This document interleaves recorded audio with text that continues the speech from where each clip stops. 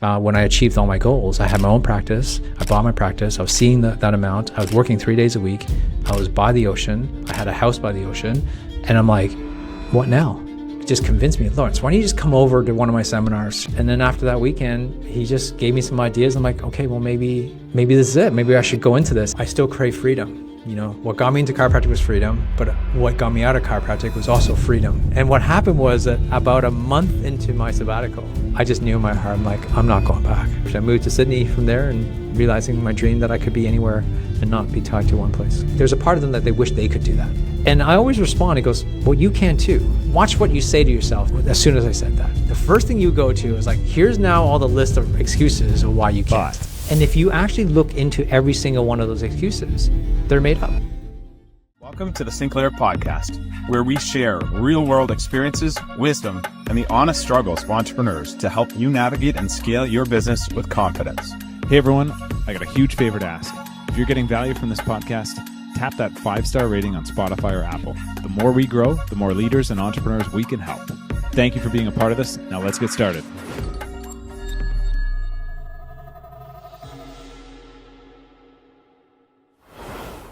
Laurence, man, I really appreciate you coming on. You and I got to catch up, a month ago, maybe 3 weeks ago. And I think that was the first time since 2016 you and I met Philip McKernan's Brave Leader. Man, does time fly. You know, it's amazing. It's so great to see you. And of course, it's just great to catch up. When you sent me that message, I think it was actually over Instagram. I'm like, wow, this is a blast from the past. I know. I love it. And what I love about that is that, you know, when you have friends who kind of reach out and you haven't spoken in years, and it just feels like, you know, that last catch up we had about a month ago, you know, it just felt like it was just yesterday. And I think that's the true testament of friendships, of where there's certain people in your life where you just go, you know what, like, it doesn't really matter how many years pass by, we can still get along and have a great conversation. And I think that's, for me, that's more important. So I appreciate reaching out, and I know that, you know, our lives have just been busy, right? So a lot has happened in my life during that time, and a lot has happened in your life for sure. Yeah, and we had no shortage of things to catch up on, right? Yeah, exactly. So no, it's cool. Actually, it's funny. It's funny because I watch my parents, you know, like during when we were kids, you know, you can just tell, like, during when they were raising us, they were sort of like dedicated to us, and, you know, they had friends and stuff. But as soon as we both left, like, could go to university, like, they just started going back to the partying phase, right? They started going back and hanging out with we their have our friends lives back. Yes. Yeah. It's so funny. I know. I know. It's crazy true. I think one of the beautiful things about social media, I mean, I literally felt like I knew so many of these updates or a good chunk of them because you've done such a great job in sharing your journey and your business along the way. So that was one of the cool parts. I'm like, I kind of know what's going on, Laurence, but let's catch up either way. So yeah, no, it's awesome. great to catch up. Yeah, likewise. Well, I appreciate you coming on, but, you know, for those that don't know you, just give us some context and background. You know, who you are, where you're coming from, and what you're up to right now. Oh man, that could be a 2-hour podcast right there. And so you have 6 minutes. No, I'm just kidding. Yeah, 6 minutes. Oh no, I'll keep it really, very short. Like, let's highlights. Listen, you can hear by my accent. I'm from Canada, so I'm Canadian. Grew up in Brampton, Ontario, because I know some of the audience will be in from Canada, so I can't say Toronto. So that's right. Brampton, Ontario. I was from there. Then I, you know, lived in Hong Kong for 4 years when I was a little kid, between 5 and 9. Went back to Toronto, and I spent most of my life there until about 27. I graduated as a chiropractor. Went to University of Waterloo first. Graduate chiropractor, and then my wife and I decided to move to Australia for a year to kind of travel, get that travel bug out of our system. 1 year became 2 years became 20, and I spent the last 20 years of my life in Australia. So unfortunately, I didn't develop an Australian accent, neither did my kids for some reason, even though they were born there. And now I live in Portugal, and I've been here for the last 3 years. So my background is, listen, as you know, I was a chiropractor, and from chiropractic, I actually left chiropractic to become a coach. I coach in chiropractic. I coach chiropractors to help them be more profitable and have more freedom in their lives. And I've done a whole bunch of things along the way, which we can probably dive into, podcasting a long time ago. And I'm a chair for Tiger 21 for high net worth individuals here in Portugal. So there's a whole bunch of things. I'm sort of like eclectic of different things. Pulling all these threads. So, we got lots of time for that. Yeah, so that's my quick summary, awesome. Like, of my brief 49 years of my life. Boom, right there. That's it. Wow, 2 minutes. Why don't we start with, you know, going from chiropractor to coaching chiropractors? Could you remember the moment or the time where you said, like, you know, either, you know, I need to move away from this because this is calling me, or what was it that really caused you to have that shift? Yeah. I think I do remember the sort of the area of moment, but I do think we need to kind of step like a couple of, maybe pre-frame that moment, right? Because I think, and this is the thing when we look at someone's life and analyze it, it's like, oh, they're the moment, that's when they drop out of school, or that's the moment they started that business. And sure, like those moments are important, but I think what needs to happen is that we need to also evaluate like what led up to that moment. Because the decision is the decision, but all the movements, all the things that were happening before are probably just as valid and more important than the actual moment itself. So to kind of give you an idea, and I'm going to take it back a little bit because since we have a bit of time. So I think one is when I was in university, when I was in chiropractic college, Did you go to CMCC? I sat down. I went to CMCC. Yeah, I went to CMCC. Right. And in my second year, I had two other friends, and we used to, at lunchtime, we had this mastermind book, and we used to mastermind every day or every week at least. We get together and we write down our dreams of like what our ideal life was going to look like and our ideal life, and then that's our practice and everything else. And I was probably about 20, I'll call it 24, 25, and wrote down. And I remember writing down like I'll be seeing 300 patients a week. I'm going to work 3 days a week, and I have this office, and I'll be overlooking the ocean, and I'll have a beautiful beach life, right? So anybody from Toronto is just like, there's no beach anywhere, there's no ocean anywhere, and we have snow and ice, and that can't happen. Like, so I had but by the way, so I'm saying this because that never occurred to my brain that I was going to leave the country, because I was trying to set up a practice in Toronto. Okay, so let me pause there for a sec. What got you doing the mastermind concept? Was it like, what did you read to inspire you, and who came up with that? I mean, let me go back to Chris in college was not sitting around masterminding. In between, I was doing a lot different things than that. So I think I hung out with the right people. I think I hung out with the right people, and I think we pushed each other. In chiropractic is a funny thing, if you in chiropractic, there's a lot of us actually have a really grow into like self-development. We really kind of push ourselves to kind of find who we are. And in our 20s is that sort of that area where you're just figuring out like, who am I about? Like, what am I supposed to do here? Like, why am I even going to this profession? And we all have this thrive a thrill to be able to help people. Sure, we can take the technical skills, but there has to be some purpose behind it. And so I attended a lot of seminars, and I was very into personal development, whether it be Tony Robbins and those things. And all these ideas kind of spread, and you start to realize, and I think someone came up with a book, hey, we got this mastermind book thing, like let's do it, and let's do it together. That's so cool. It always takes like a couple of friends, like-minded people that come together and just have a common goal to push each other and keep each other accountability. So I think that's how it kind of got started. That's great. Fast forward a couple of years, when I made a decision to go to Australia, which wasn't even the plans, I happened to be visiting there after I got married for a student conference. That stimulated this idea of like, now like, oh, wait a second, that was like, it was not until years later I went, wait a second, that was in my mastermind. Like I was supposed to have a, practice by the beach, and I was like, wow, I can't believe this is happening. And what's really crazy was that those goals I told you about, I achieved those within about 3 years, actually, after starting practice. Wow. Now, here's the setup, right? The setup is, so that was about 2022. So 2005, when I achieved all my goals, I had my own practice. I bought my practice. I was seeing that amount. I was working 3 days a week. I was by the ocean. I had a house by the ocean. And I'm like, what now? Like, that was my life goal. Like, that wasn't like just a goal like in the next 5 years. It was like my life dream to achieve that. And I'm like, I reached it like in 3 years. I'm like, damn. Right. So like, although like it's amazing, it feels amazing, but the problem is like, I never reset the goal. Like I never reset it to like, what's next? And so for the next three to 4 years, I was like, I felt kind of lost. Now I was still successful. I was still like, earning income and stuff. I was still happy, but there's a part of me that felt like something was missing. Yeah. Probably for the next 5 years. Like, sure. Like again, on the side, I have a child and everything else, but there's always something in me that's like, this can't be it, right? And I will set up one more story with this is that when I graduated, I said, you know what? The perfect life would be that I will be 90 years old. I'll still be practicing, serving people.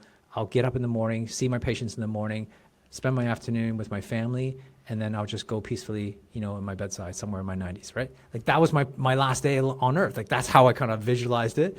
And so I had that story in my head, like this is how it's supposed to be. I'm going to be practiced till the day I die. Like I even said that out loud. Like that was written somewhere, and that was like my mantra. Wow. And so now the reason I'm setting this up because there's conflict right? I'm like, I don't know how old I was, probably in my mid-30s, early 30s. I'm like, my conflict is, this is what I told myself purpose-wise I'm going to be driven to do, and here I am feeling frustrated that, man, do I have to do this for the next 60 years of my life, right? So it's like this conflict, and no one wants to lie to yourself. You can't just go, oh my God, like I said I was going to do this, and my word is my bond kind of thing. Out of And so integrity, it you're felt conflicted.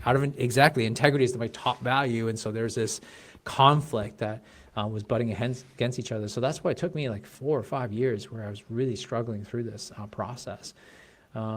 Anyway, so the moment led to this point where I met certain people in my life. I actually met a friend of mine out of the blue in a random seminar. He sat across from me, and we just got along. And his name is Taki. He happened to be a coach for coaches, and so and we used to hang out a lot. He was in Sydney, I was in Perth. I used to call him maybe once a week. We'd just be on the phone, and then after about a year, and he just convinced me, Laurence, why don't you just come over to one of my seminars, just like one of my weekends? And this is when he was getting started. He's massive. And in the coaching world, anybody who knows. Followed his story. He's unbelievable. He's the top of the top, right? He's the guy. He has hundreds of people. Well, when I started with him, when the first meeting, there was 10 people in the room. Okay? Like he was at the beginning phases of his career, like maybe 1 year, 2 years in. And he just convinced me to come over just to like watch him to do his thing. And then after that weekend, he just gave me some ideas. I'm like, okay, well, maybe this is it. Maybe I should go into this. And then on top of that, there was like other chiropractors asking me like, hey, can you help me with this? Can I pick your brain? Kind of, that type of conversations. And I'm like, I was just doing my own thing. I didn't know I was successful. I don't speak around, like talk to other people, like how good am I or whatever. Like I just do my thing. And all the combination of those things realized, I'm like, oh, maybe there's something here. So I tested it out. I tried it. And I actually loved it. I love teaching. I've always loved teaching, even before I was a chiropractor. I actually almost became a teacher. I went at Waterloo. I did co-op positions, and one of my jobs was I actually did a teaching 4-month gig as a phys ed teacher. No way. Yeah, I did. I did 4 months. I was 19 years old, teaching. Back then we still had grade 13, if you remember. So, oh yeah, I was 19-year-old. I was teaching 18-year-olds. Right? No way. So I was only a year ahead of them, and I was, teaching high school phys ed, teaching sex ed, and all that stuff. And I would have became a teacher for my brother actually became a teacher, but I almost became a teacher. But the only thing that stopped me from becoming a teacher was during lunch hours. All I heard in the lunchroom and the teachers were them complaining about the government. How's the Ontario government doing this? And da da da da da. And I'm like, I can't live like this. Like, I love the teaching part, the delivery part, but man, if I have to spend the next 30, 40 years of my life, like just listening to like, people bitching and complaining about like the system that they're in, that's not what I want to be. And so I really crave freedom. I became a chiropractor really for the fact that I knew I can control my own destiny. I can work as hard as I want. I can earn as much money as I want, and I can create the hours that I want. And that was the incentive, and that was why I became a chiropractor in the first place. And now I'm sort of putting all the stories back together now. So one of the reasons why I went into coaching was because even in practice, I'm kind of limited. I'm kind of limited on the hours I said I'm going to, even though I can change them, but I'm still tied to this one place. And sure, it's your building hours. You can build out a team and scale, but there is a certain cap at some point. Yeah, but I still crave freedom. What got me into chiropractic was freedom, but what got me out of chiropractic was also freedom, the desire to actually go, well, what if I don't have those? What if I actually could be around anywhere in the world? And that's how I went into coaching. I went into that coaching because I really found the true value of what I really want. I enjoy what I do, and I can do it whenever I want. And that's what kind of created, a whole bunch of circumstances to sell my practice. I took a sabbatical for 6 months. And so I was going to ask what the transition was into this. Yeah, so I did about a year of coaching and chiropractic at the same time. So I did, so I was traveling a lot, and I also did, I was still in practice. So then I dropped it down to about 2 days a week. So I was only working Monday and Wednesdays. I travel for the weekend to speak somewhere and then come back. After about a year, I went to, I was being coached by Dan Sullivan, a strategic coach in Toronto. I used to fly to Toronto 4 times a year. Like crazy stuff. Like Short 4 flight times a year for one freaking day. Yeah. There was one time I went to Toronto, even though my family's there, I literally went to Toronto. I was on the plane longer than I was actually in Toronto because I was there for literally 24 hours. Just one event, came back out.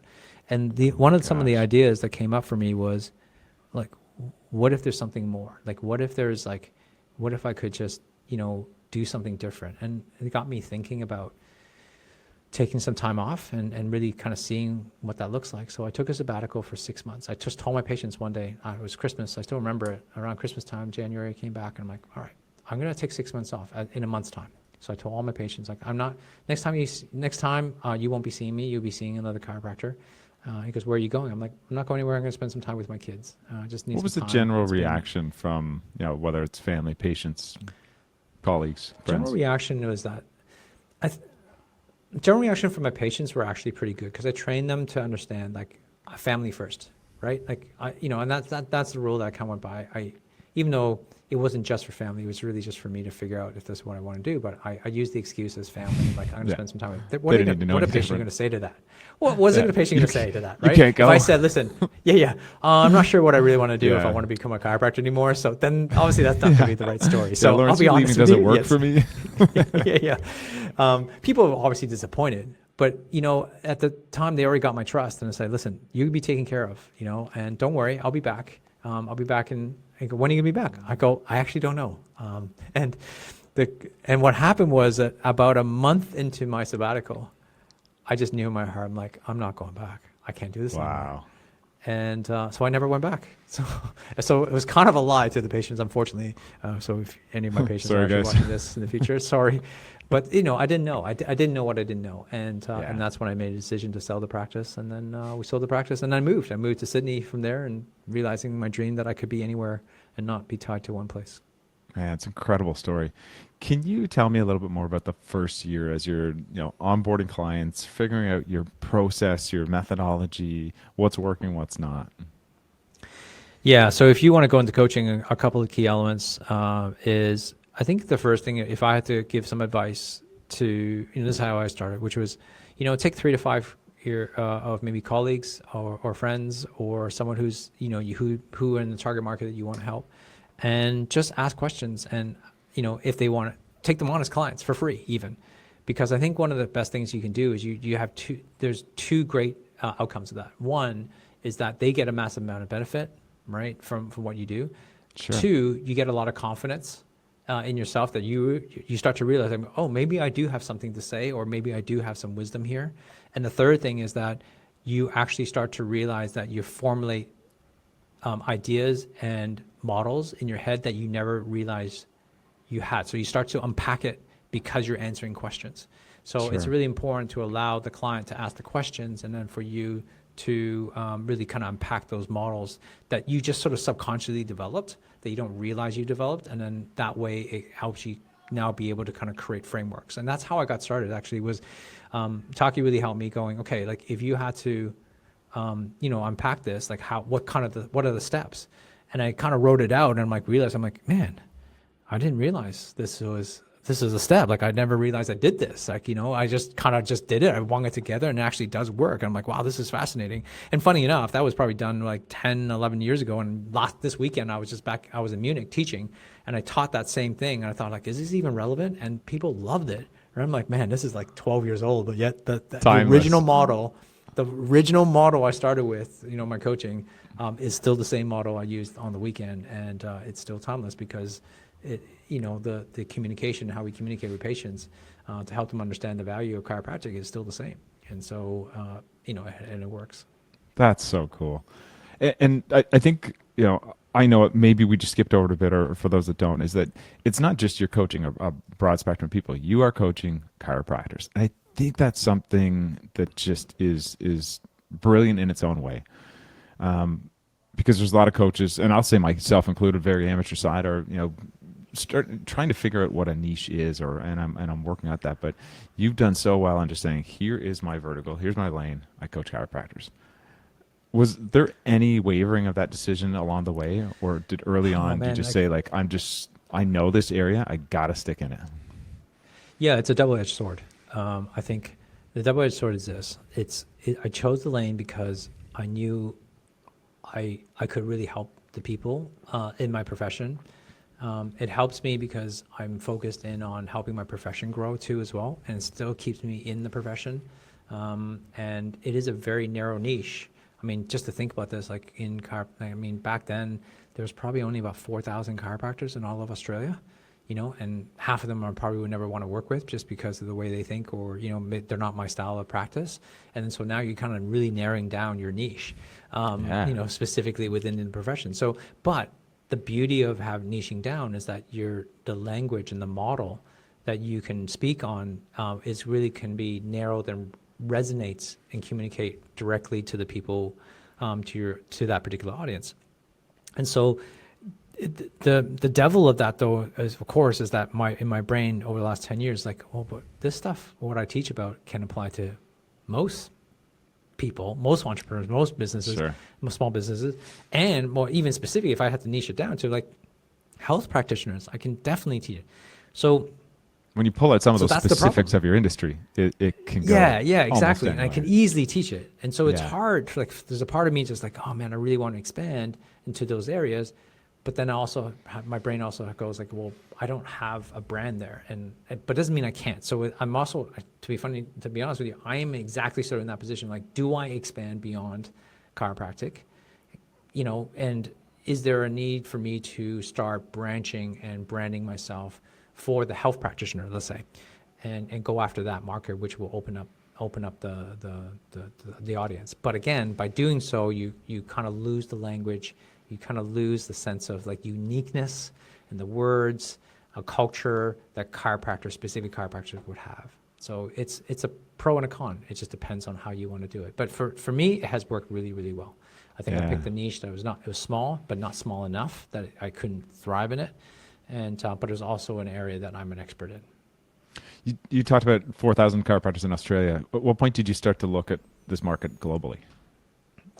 I never branched into the US or Canada too much, mostly because of time zone differences. In Australia, like, it's just the time zone, it was really awkward timing, especially when you do calls. And so I never really branched, even though America is probably the biggest market, right? By far. Yeah. It's like over 120, 150,000 chiropractors out there, right? Huge market. But there's a lot of more competition too as well. But at the same time, like, I'm sure that I don't need that much of a slice, right?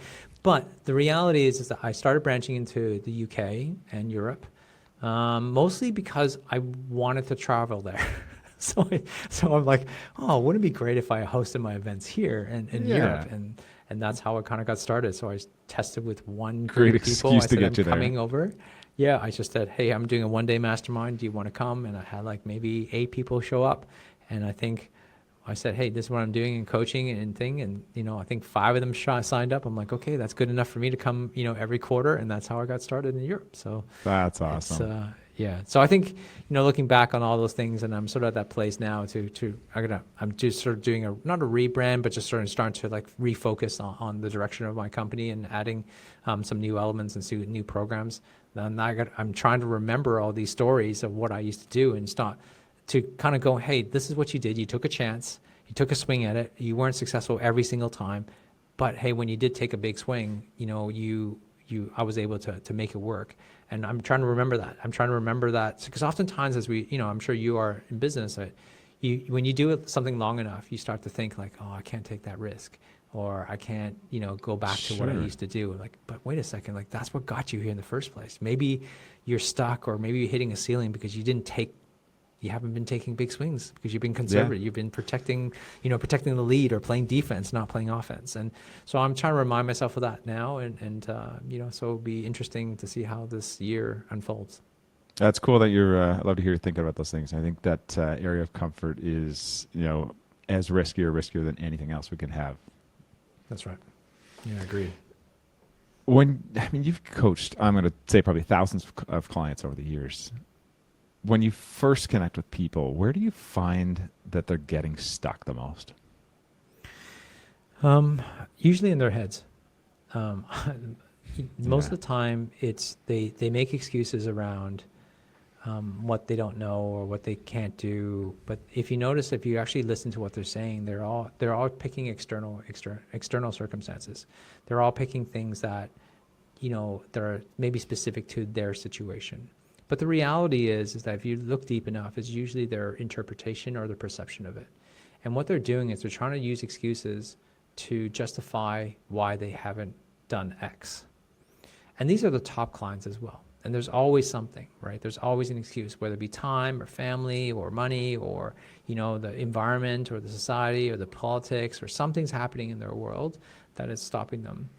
And I think the most successful people in the world is they see that and they really kind of focus in on how to solve the solution. They solve the problem rather than focus on the problem itself. They're always looking for a solution. Now, not all problems can be solved though, right? And we have to respect that. But it doesn't mean that they're not going to get caught up in the excuses. They're going to get caught up in mostly focusing on like, how do I take one step forward? How do I move one step closer? But also know when to quit.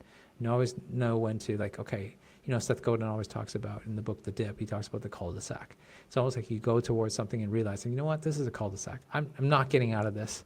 And I just got to call it quits and turn around and start back from scratch. I think that's hard for a lot of people, right? And I've always admired people who started a career and realized like this is not for them and quit and start something else versus like just continue on a career for the 30 years of their life and realizing like, oh my God, at the end of it's like, oh, I should have done something different. And then you live in regret. And that's what my biggest fear is regret. It's one of the reasons why I moved. The times that I have is because I didn't want to go down that route of regret that maybe is this the life I have, or can I make a new chapter in my life and have a bit more excitement in my life and have it something different experience. So that's how I've run my life in the last sort of 10 years. Yeah, those long-term 90 plus years old rocking chair moments of I wish I did this or tried that scare the shit out of me, and I couldn't agree more. It's a great point. Do you think when people are, you've seen by the sounds of many people that are realizing they're in this point in their career, they've spent 8-9 plus years in school, a ton of money, a ton of time. Do you think that becomes one of the biggest challenges? They finally get in the role and say, holy crap, like this isn't what I thought it was going to be, but I'm just so into this that I got to keep going. Yeah, that's the sunk cost fallacy, right? So, what that means is that God used me as an example, right? So I did 8 years of university, and my parents invested in it. I invested time and energy, and I also remind people too, as well. It's not even just that. It's also think about all the wasted or lost income that I could have earned if I didn't go to school. Right. So if I didn't go to school for 4 years, I would have earned, let's say, I don't know, $60,000, $80,000, even $100,000 a year. Well, if it's $100,000 a year and I didn't go to school, I would have earned $400,000 in those 4 years that I went to school. So it's not just the cost of the school that it cost me. It's $1 million bucks like that, right? Yeah, right there, right? And you start to realize, I'm like, whoa, wait a second, like this is what I invested in. But I think sometimes you got to realize you have to face the reality. It's like, sure, it's sunk cost. Like it's already done. Like you can't go back and reverse time and say, I wish I didn't spend that money or I wish I didn't spend that time. The reality is that it's already done. And so you have a choice right now is that you want to continue to adding in towards that investment to something that isn't going to pay off at the end. Or are you willing to take a chance to start from scratch and maybe, just maybe, I know it's the risk, right? It's the fear of the unknown. And are you willing to embrace the unknown that maybe this new life, this new chapter could bring you more fulfillment? And that's the risk that all of us are kind of taking, So when I moved to Portugal, and I didn't tell most people, and I kind of told people last minute. It was just like I just made this announcement on Facebook, and people were just like, "What the hell?" Hey guys, I'm just moving to Portugal. Yeah. Casual post. I sold. By the way, Friday. yeah, basically, house is sold. We're moving, and we sold up everything, and we're moving in a month. And people were like shocked and like, "What are you doing? Like, you have a beautiful home. Why are you selling? Why are you leaving? Why are you taking your kids out of high school?" I had so many things going for me. Like my daughter had a full ride in high school, full scholarship for like 6, 7 years or something, right? And I gave up all of that. Gave up my ocean view home. Gave up everything to move to a country none of us ever been to. I've been there for 5 days, like 8 years ago. My kids have never been. My wife has never been. Never seen it. We don't know anybody in Portugal, and we just took a leap. Now, people so will on think paper, that's crazy. you've got it all, right? The perfect life on paper. On paper, you pick a country you've been to for 5 days. Why Portugal? Remind me to come back to the story. Okay, so I'll pause it. Why Portugal? There's several reasons. So we evaluated when we sat down. I said to my wife, right? So COVID I'm sure affected a lot of people in many different ways. And for us, lockdowns were really hard in Australia. But it also kind of created this like thought around like, is this it? Like, is this like the life that I'm going to have for the remaining parts of my life? And I evaluated on decision making. Decision making was I felt like there was something more. And I brought up the idea of like, what if we moved to Europe? Like, what if because we've always kind of, every time we visited Europe, there's something there that we love. Every time we watch a movie with like showing a bit of France and England, we're like, man, it's just like, wouldn't that be awesome? So something was already pulling. So that's what I mean. These are all the pre-frame before the decision making. There's always like these signs. And so when we thought about it, and she's like, there's no way, because she's like this. My wife's like, no, we're not going to Portugal. I brought this up issue like 8 years ago, and she's like, I'm not moving to Portugal. I was kidding, because my friend actually said, I think I can see you can sell. When he was showing me around the 5 days I was here, she's like, I can see yourself living here. I'm like, oh yeah, maybe. So he planted a seed. And I went back and I told my wife, he's like, I'm not moving. There's no way I'm moving to Portugal. I don't know anybody, whatever. So just like dropped it. But now when I brought it back up, so here's the reason. So I go, what's important? If we were going to move anywhere in the world, like what is our criteria? What are our criteria? And you're from Canada, right?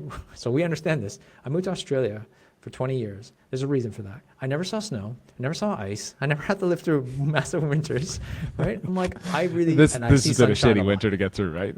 Right, exactly. So for me, it was like, okay, sunshine is very important for me and my health. Yeah. Like, I just love a lot of sunshine. Like, I'm used to it for the last 20 years. I don't want to change that, right? I don't want to move to England. My wife's a British passport. I don't want to move to England. I can't fathom of like living under that cloud and rain and all that stuff. So like, okay, sunshine. So then we go, okay, number one. So where in the world that has the most amount of sunshine? Well, it's, California, Texas, Florida, and then the Mediterranean, right? So we're like, okay, pros and cons. Well, in the Mediterranean, there's no English-speaking country at all, right? That's a problem, right? Yeah. So, but okay, let's just play with, I'm not moving to the States. Let's just go with the Mediterranean. I'm like, okay, well, out of those countries, Portugal, Spain, France, Italy, Greece, which one would you choose? Well, second of all, well, I can't just go, just because I want to go there doesn't mean that I can. Like, that doesn't mean they're going to accept me. So then I have to like, okay, research, well, what's the easiest visa to get? So that's my second criteria. Can I get into the country to live? Yeah. Not just to travel, but to live. Portugal has a scheme that allows, that I can go in there relatively easily. And so that was the second criteria. Golden visa, golden passport, is that what they call it? No, that was actually shut down by the time we applied. It was actually just a D7 visa, which is like an entrepreneur visa. As long as you have some passive income, it kind of worked. Cool. It's pretty easy to get. And then the third was language, surprisingly. Now, Portuguese is very traditionally actually really hard. I find it super difficult to learn, very difficult to hear, very difficult to say. I don't know Portuguese, by the way. Been here for 3 years. I know how to speak the basics. I can get away with it, but that's about it. I can't speak it. I can't have a conversation with someone. But here's the thing. I've been to Portugal 5 days, so that doesn't really count. France, I've been. Spain, I've been to Italy, right? And in those countries, no offense to anybody from those countries or nationalities, okay? So I hope I don't offend anybody. But when I go to those countries, and if I don't speak their native language, like French or Spanish or Italian, they're not the natives they're not the most kind to you. Okay, no offense. Welcoming. The French are, we know the Quebecois, right? So you understand. Like this is it's just in the culture. I'm not blaming them. It's just that they're not known for their accommodation. Yeah. Yes, exactly. So they will kind of turn your nose up against you. And so I'm like, if I'm moving my family across the world, to a place, we're going to try to make this as hospitable as possible and make this as easy as possible. Good call. So out of those three criteria, weather, language, visa, hence we chose Portugal. So it's amazing. Yeah. Okay, so go back to everyone thinks you're crazy. You're making this big move. Everybody thinks. What were some of the feelings coming up for you? Well, for me, like, when we actually did make the move, they're like, man, you get comments like, wow, you're so brave. That's awesome. That's crazy. And that's amazing. Everybody kind of like, there's a part of everybody just goes, wow, it is amazing, right? Most people go, they say they're crazy, but they also appreciate that you did something, right? And the reason why they say that is usually a little jealousy there. Yeah, it's not because they think you're crazy, because there's a part of them that they wish they could do that. Yeah. And I always respond. He goes, well, you can too.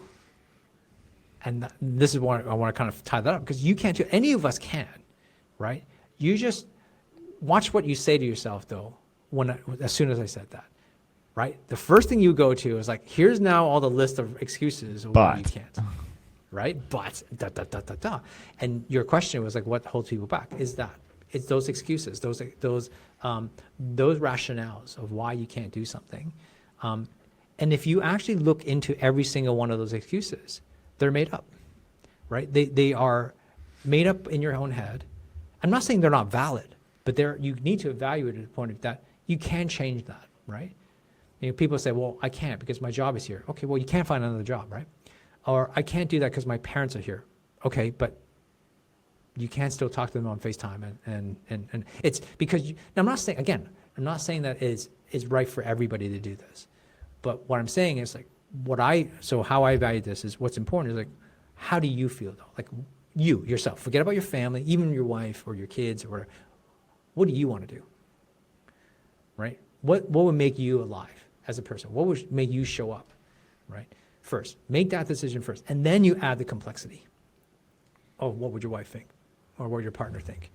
You know, what would your kids think? And maybe that will stop that. That's fine. But if you don't ever get to dream of what you want, it's very difficult to ever pursue anything that's available to you. Yeah, because, I mean, strip out the move to Portugal or the move to wherever. I mean, any big shift, leaving chiropractor, changing jobs, moving careers, having kids, not having kids, like those things. We have these sort of, you know, belief systems and all these habits and things that have happened to us over the years that give us that sort of knee-jerk reaction, or for whatever reason, that excuse to not do it. Why is that? Is it to keep us safe? Is it to make us feel secure? Yeah, I think we have these preconceived ideas around comfort zones that we want to kind of stay, you know, within the realm of what we know. It's better to know the devils you know, I guess. That's sort of like that common theme. And Yeah. you know what you're going to get. And some people love that routine though. Some people love and crave that security. And so there's a part of us that wants security, right? We want the security of knowing this is where we're going to live. This is my neighborhood. These are my friends. These are the places you know, where I get to eat. I know my place. I'm not going to get, you know, messed up. People don't like too much change. But then there's also a sense though that we all crave for is variety, right? We kind of a variety, a sense of like, you know, a different place that you want to eat at, or maybe a different meal, or maybe a different holiday, or maybe a different place to kind of travel to. You do get excited about that, right? Yeah. Because routine is great. Routine is awesome. We all crave it, but we also crave a bit of variety. And so you're kind of torn between variety and consistency. And the thing is that some people lean a little bit towards variety, and some people lean towards consistency. So I lean towards variety a lot. I hate going to the same restaurant, eating the same thing. I hate going to the same place in terms of hotel or place. I like to kind of change it up a little bit, right? But I do like a little bit of sameness. Like if there's a favorite dessert or a favorite restaurant or favorite thing, I will go back to that. But I also like the crave to kind of change and not go back to the same place and visit. So, and that's sort of a value system that we all have. And so, for example, like I love working. I don't like working out, but I know I need to work out, and I constantly want to make sure I'm healthy as possible. And one of the things I do, I joined CrossFit about 10 years ago. And the reason why I love CrossFit is because it has a lot of variety. It has the sameness of a community, you know, the connection that the people you get to see and the push and the team, right? And there's consistency in terms of like the types of workout you're going to do and the feeling that I get and how it pushes you. But there's variety in the sense that no workout is ever the same, you know, no matter how many days you go and how many times a week you go, right? It's always different. And I love that. I love that variety, because if I was doing the same like bench press and squats and it's the same thing over again, I'll be so bored. You wouldn't go. Right? Yeah. I wouldn't It'd go. be a struggle to So go. there's that. Exactly. And so all of us, I think, have this variety, and there's also this consistency. And it's about, you know, most of us strive for consistency because of the comfort zone.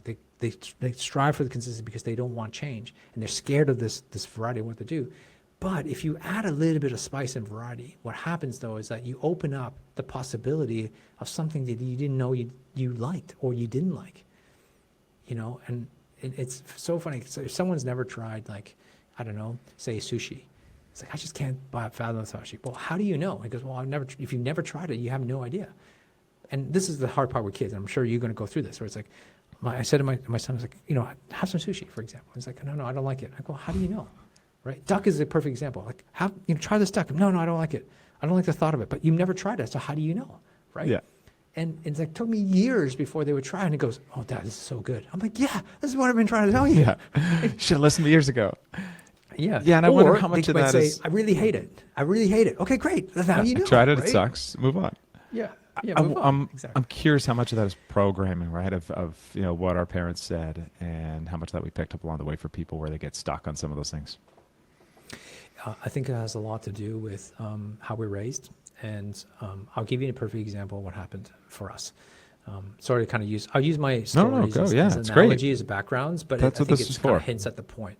So if you think, when we went to Australia for a year, that was the plan. We were there to travel and just move around, just to kind of get a sense of what life was going to be like. And we were coming back from our brother's wedding.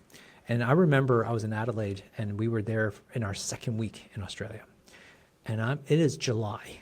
I still remember this because my first day in the job was July 1st, Canada's Day. So it always stuck in my mind. And I was in second week, so it would have been like July 13th or something. I was walking on the beach. Now, July is winter in Australia. Now, it's not, obviously still cold, but not as cold.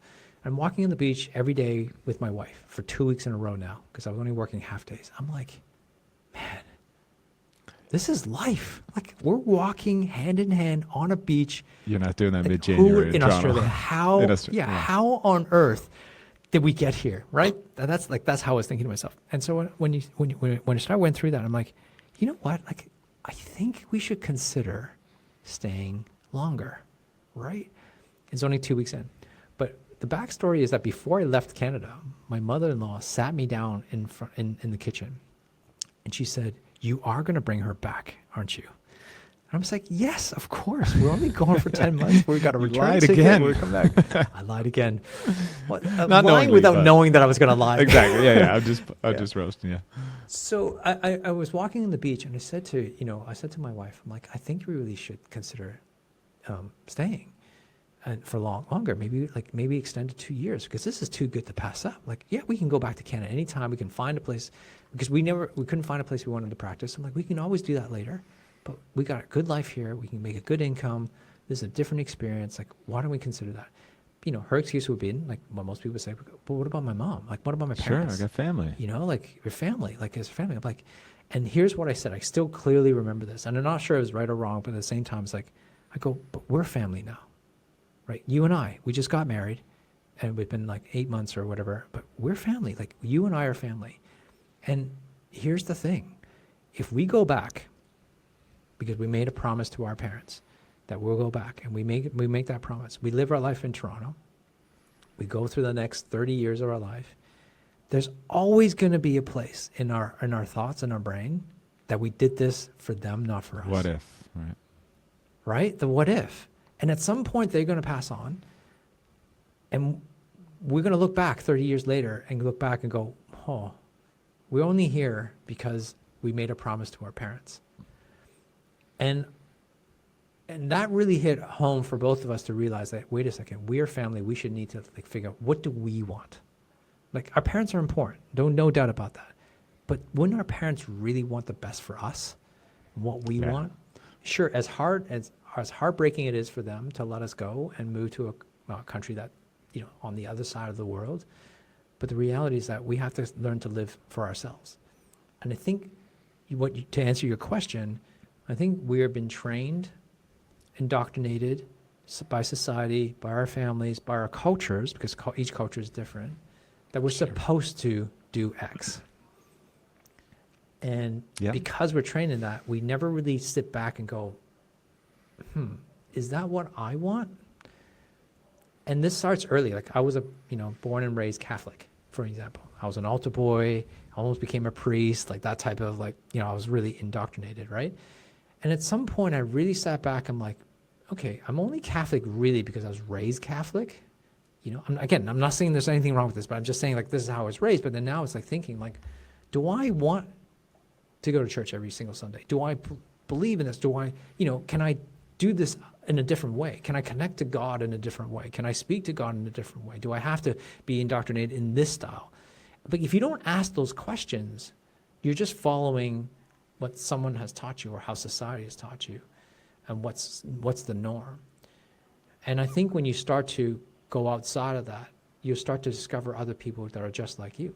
So now that I moved to Portugal, you know, and you meet all these people, and, you know, first question is like, hey, where are you from? Because none of us are Portuguese, right? So where are you from?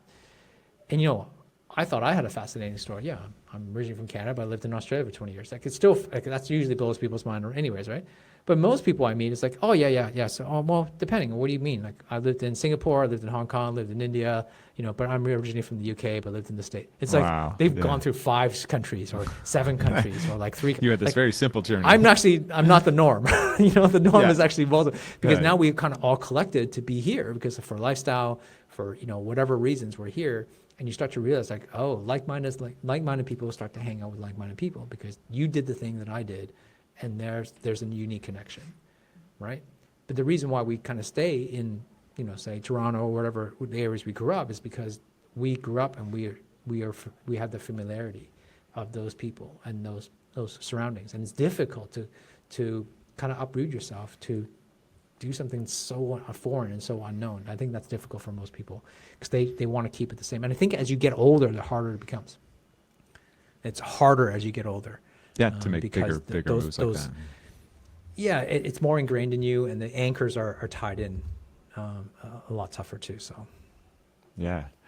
You know, I loved what you said about you and your wife are having that walk, and it's like, hey, we're a family now. And I think, you know, this concept of self first, you know, then maybe it's your relationship, your kids. I mean, let's even talk about self first. The idea of, you know, from some people's point of view, that's extremely selfish to put yourself first in every way, health, you know, wealth, fitness, wellness, whatever that area is. But by doing that, people maybe don't all realize that you're better for everyone else. You're better for your spouse. You're better for your kids. You're better in your business. But I think that's, again, maybe it's belief systems, how people are raised, but that is foreign and very difficult for some people to, you know, really put themselves first. And I think, you know, language that's taught down is it's family first, kids first, sacrifice, but that's not the answer, in my opinion. yeah, no, it's so true when you bring that up. Like, I think oftentimes you think back, you know, being parents, you're a parent and I'm a parent, and my kids are a little older right now. So like my you know, my daughter's turning 17 this year, and my son's turning 14 soon, and you know, they're heading into university age, right? We're all been looking at universities and where my daughter's going to go, and you know, one of the most as much as a parent, we all had this, like, the guilty part about our parents is that we want our kids to stay with us for the rest of our lives, right? Like, Sure. you know, it's hard to see them go, and it's hard to let them go. Yeah. But there's also the realities that I know the more I hang on to them, I try not to influence what they're going to do. I'll sort of guide them along the way, but if I'm really trying to take a step back and like let them kind of figure this out on their own, and I'm happy to, you know, add my thoughts when asked, because if I try to influence them or choose something for them, and I want them to, like, whatever regrets they're going to have is because of the choices that they made, not because I made them do it. And I think when we don't live for ourselves, then I think we're all selfish beings, really, at the end of the day. Like, we're living for ourselves. Of course and we are. if I wanted my daughter to stay, say, like, I want her to stay in, we'll say, let's say she's not going to stay, but let's say I want her to stay in Portugal so she's close, and to stay in Lisbon, Local go to university. Okay?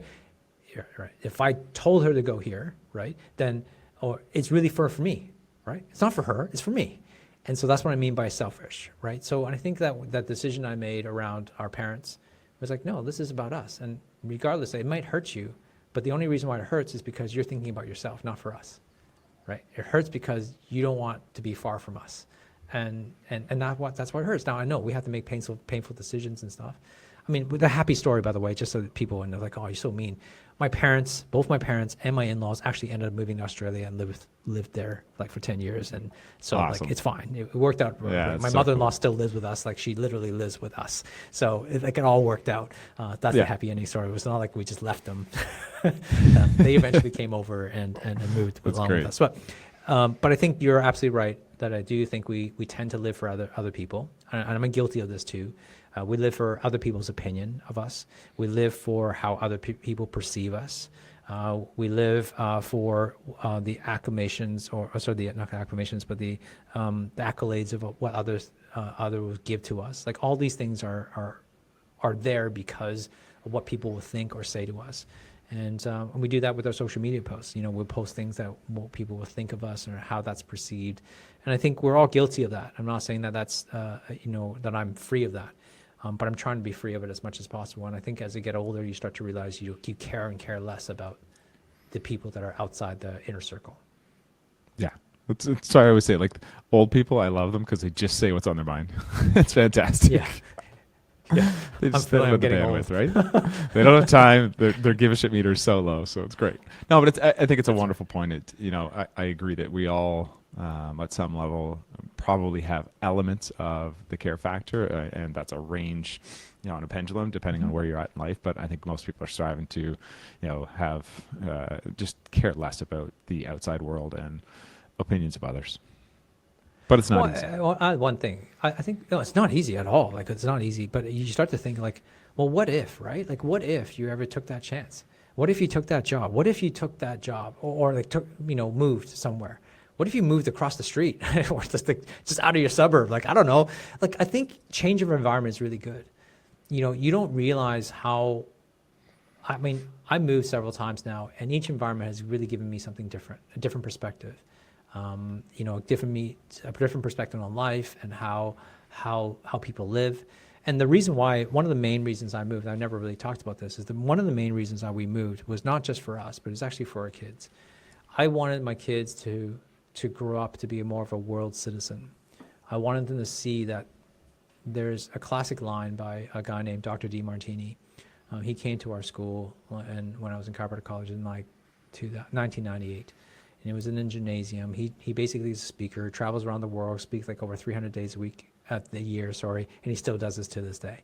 And he actually has multiple real estate properties and stuff. And one of the properties he has was living on the boat, which is called the World. So there's a cruise line that is called the World, and it basically just travels all around the world. And this is for the ultra recently heard wealthy. of that.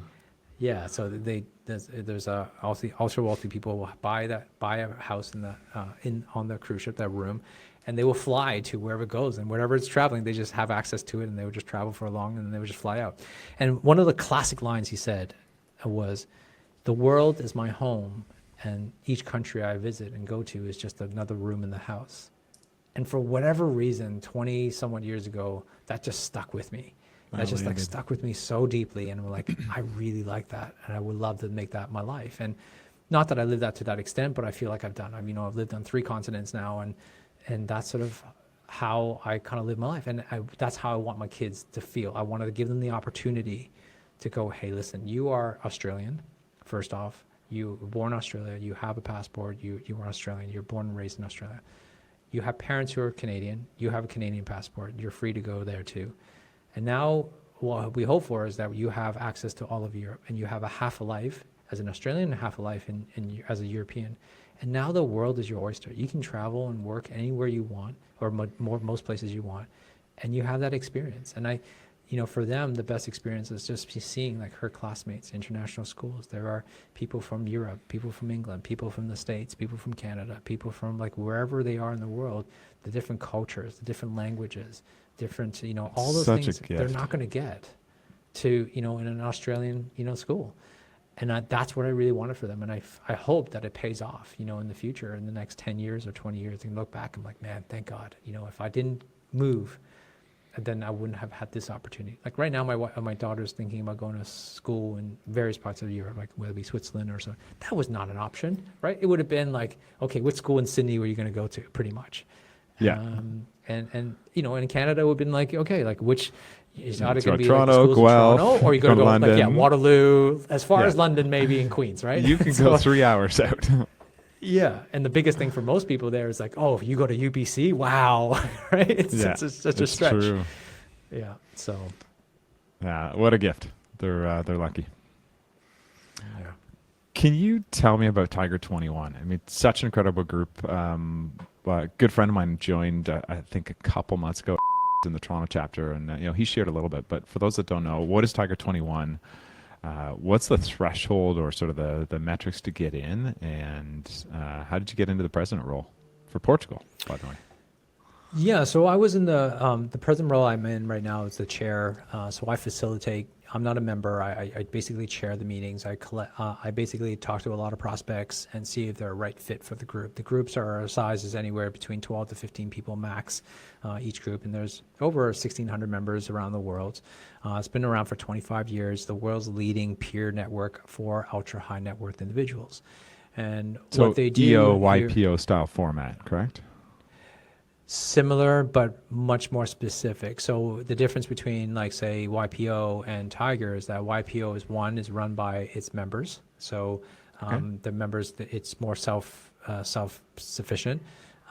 Where the Tiger, I'm a chair, so I get hired, contracted to run the meetings. So which means that the members don't run the meeting. So I facilitate, run the cool. meetings, and so you can be much more hands-off in the meeting of that responsibility. The second thing, the difference is that most YPO, and I don't want to speak for YPO, but most YPO, from what I understand, is obviously they're mostly operations, right? They're actually in business, they're actually operating, whereas Tiger is really specifically geared towards founders, creators, entrepreneurs, wealth creators, and mostly are founders who have exited. So they've already had their liquidity event multiple times, maybe one time or multiple times, and they've earned their money. Now, sometimes some of them go back into business. So it's like Elon Musk, right? He sold multiple companies. He's still in it, right? He's still getting his hands dirty, doing things, and running SpaceX and Tesla, right? So there are going to be founders who are always still doing things. So now we have people who are at a certain level of liquidity. Whereas YPO, like, as long as the business reaches a certain level, you can be a YPO. Well, this has nothing to do with business. This is just your net worth personally. Your net worth has to be at a minimum of $20 million in investable asset, not including your private home. It has to be not cash, but like in equities and cash, bonds, cryptos, real estate, businesses, private equity, all those stuff. As long as you have 20 million in that, you qualify in capital. But do you qualify in character? Do you qualify in the right person in for growth, education? You have to be the right person to kind so of they really have to vet share it. a lot. Yeah, we really vet the process to ensure. And the reason why there's a group that such exists is because, let's face it, like, just because you have a lot of wealth doesn't mean you don't have problems or issues that pop up in your world, and doesn't mean that but it's very difficult to have those conversations with friends and family or other colleagues who are not necessarily in the same position, and they're probably going to give you a different perspective that someone who's not in the same wealth perspective or wealth spectrum. They might give you good advice, but they might not have thought through all the scenarios and how it affects you. So a lot of conversations can be talked about, like wealth preservation. Like, most of these are wealth creators. So which means they create a lot of money, a lot of wealth, a lot of entrepreneurs, but they don't necessarily mean they know how to invest, right? They don't necessarily mean and we're know how to talking preserve this. multi-generational preservation and transfer of wealth too. Exactly. Yeah. Which and is that's a actually the whole second thing, can of right? worms and opportunity, but How also do can you- be a major risk. Yeah, major risk. How do you transfer wealth to your children or to other people in a way that's not going to spoil them or create like them to be non-workers or non-productive to the world and society, but also at the same Or pass time the keep them burden. safe. Yeah, and it that's one thing. Most founders, most people in the high net worth individuals, in this world, is that they struggle through guilt. And the guilt is like they have this massive responsibility to take care of this wealth in a way that is responsible, not just for their own family, for themselves, but also for society, right? Yeah. Where is it going to do the most amount of good? There's sort of philanthropy, and also the help that they want to create, but they also seen a lot of BS in that world too. Just because you got money, just because you can spend it, just because you can give it, doesn't mean that's actually going to the right thing, right? So we can see that in government. Just because the government has money doesn't mean that they're going to spend the right things, right? And, well, it's the same thing with any other company or businesses, right? And you become a target. Anything that's public facing or known, I mean, you become a target for a lot of different industries. You become in this very, very 1% of 1% that people are trying to maximize and not maybe take advantage of, but go after. Well, and that's some of the discussions, like, like if a friend comes and asks you money because they know you have money, like, what do you do with that situation? Because now Yeah. you're now vulnerable for that friendship to deteriorate, and you put your friendship to be in a bad position. So there's tons of things that are going on behind the scenes that are really helpful. So we really deal with wealth creation to create more wealth, to wealth preservations to preserve the wealth that they have. 3, deal with relationships, right? The relationship with their families and friends, and how that could be handled, because there's a lot of issues that is really difficult to handle, especially when there's a lot of wealth. Traveling in first class, traveling in business class, private planes. Like, do you do that? Do you not? Do you buy a car and you don't want to show off? Like, just all these things. If anything, what I know about this world is that most people, you would never know that they have this amount of wealth because they never show it off. They don't drive the fancy car. They don't have the best watches and the clothing. They are just like you and me, and you would never know. The stealth wealth. In the room. Yeah, it's stealth wealth, man. Like, I was blown away because these are my neighbors, these are friends, they're parents of our schools, and like, you just never know. And I like that. I like that about that. But there's also comes with this, not secrecy, but just also like burden of like how to do this well. And also raise kids in the next generation to appreciate the hard work, that they put in to make the right decisions. And those are common issues amongst everybody that can be solved with money, but also can be destroyed with money. So I think those are the conversations we tend to have. That's amazing work. Any sort of training that you had to take in order to get in a position? When I took on the position, I had to go through months of training in terms of, the protocols and how we do things, the secrecy, not secrecy, but just like, the confidentiality. Sorry about the confidentiality. Yeah, the confidentiality, how to handle situations, and be able to have conversations, but also earn the trust of the people. And we're a very exclusive group, an organization worldwide. We have, groups from all over the world, from North America all the way to Singapore and India. Yeah, you said 1,600 members? That's a small 1,600 member. Yeah. And they meet up. I was there in January, and meeting up for the global exchange. It was 1,000 people there, and must be some great just to see. Fascinating people. Oh, yeah, and it's amazing how like people make their money. It's like sometimes you're like, you do what? What? I Crazy. love Like, that. Yeah. What's your story? It's pretty, and that's what I love about it. To me, it was just jumping into something that I had I don't live in that world, but it's just being able to be in that room and to be able to listen to conversations that they have, and how they think. As an entrepreneur, as founders, it's just a fascinating world. It makes me think, I'm like, man, I wish I knew this earlier. And I'm hoping to kind of learn as much as I can and pass the wisdom on to my kids. Yeah, what a great experience. I appreciate sharing. Okay, you got to start from scratch. No contacts, no social media. We transplant you somewhere. What's your first move? Okay, first move. Top of my head, I would go out and meet as many people as possible. I would try to figure out who's in my neighborhood, who's in the community that I resonate with the most with. That's first, number one. And then 2, I kind of look at what are people's issues and problems that they're dealing with right now that is a continual problem that they are annoyed about, or they're trying to figure out how to solve, or they just, are just kind of reserve the fact that that's how everything is. And then I take that and then try to marry it with like what skills, personal skills I have that is unique to me, to my genius, of everything I've done so far, added to any skills that I could potentially add, that could potentially marry a solution to that problem. And then try to find a process to fulfill the problem to the promise, and then find a process to kind of tie the two together. That's what I would do. Dude, I love that. You'd be fine. I wouldn't worry about you. I hope so. That's awesome. Second last question for you is, what's one thing, if you went back 10 years, just a piece of advice for yourself that you'd share? Yeah. Top of mind, invest. I was not a good investor. I started investing really young. I actually got involved in investing before I actually graduated in chiropractic college, and I was really into real estate. And we, my wife, both and I, we did Kiyosaki, we read the books, and then we actually played the game Cash Flow with my friends the last year of my graduating. We all bought into this. And And then we started, buying a couple of properties, personal property. We made a lot of money in property. And then DeMartini actually talked about like, first you need to learn how to save. Then you need to learn how to invest. And then when you invest, you don't invest in the things that you don't understand. You need to invest in something small. So it might be putting into a savings account first. So you need to learn how to save, right? And once you learn that, because you might invest in bonds, for example, something low risk, so you actually understand that. And then you invest in something a little bit more riskier, and then more riskier, and then you kind of go up.